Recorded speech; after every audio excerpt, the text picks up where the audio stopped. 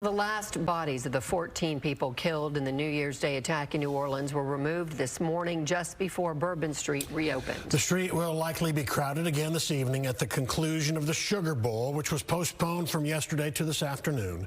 The FBI changed its position on the attack and whether Shamsudeen Jabbar coordinated his plot with others.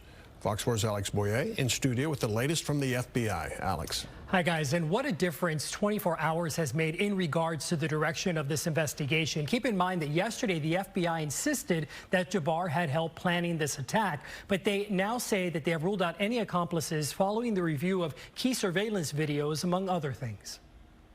The FBI is changing the course of its criminal investigation into the deadly terrorist attack in New Orleans on New Year's Day that killed 14 innocent people and injured dozens of others. We do not assess at this point that anyone else involved in this attack. Just one day after investigators say 42-year-old Shamsudeen Jabbar drove his rented pickup truck from Houston into a crowd on Bourbon Street, the FBI now believes he acted alone. He was killed in a shootout with police.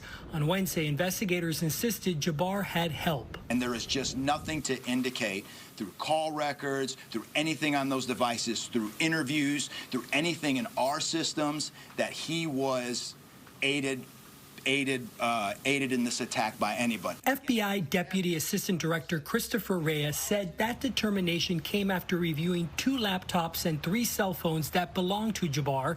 Investigators also say surveillance video showed it was Jabbar who placed 2 coolers containing explosives at 2 intersections near the crime scene, and that people seen looking inside the coolers were just revelers and not accomplices.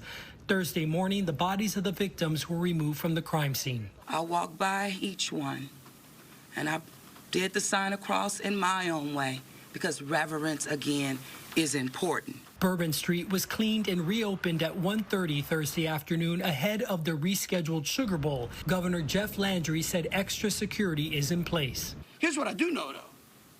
Right now, this is one of the safest places on earth. Meanwhile, the FBI said Jabbar joined the terror group ISIS last summer and posted 5 videos on his Facebook page just hours before the terrorist attack. In one video, Jabbar reportedly said he had initially planned to harm his family and friends, but was concerned the news headlines would not focus on the, quote, war between the believers and the disbelievers, end quote. Investigators completed a search of the property where he lived in Northwest Harris County.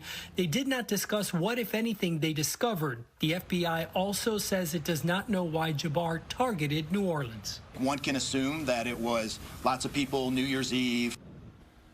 Jabbar was a U.S. citizen, an Army veteran from Texas. Investigators say they want to talk to anyone who knew Jabbar. They also want to talk to anyone who may have seen him in New Orleans on New Year's. Back to you. All right, Alex, thanks. So in light of the recent events, officials at the Cotton Bowl released a statement about next week's security, saying in part, we are in the process of reviewing our security measures and protocols for our game to ensure the safest possible experience for everyone attending and participating in the 2025 college football playoff semifinal. The Cotton Bowl is set for next Friday. AT&T Stadium, Ohio State and Texas face off.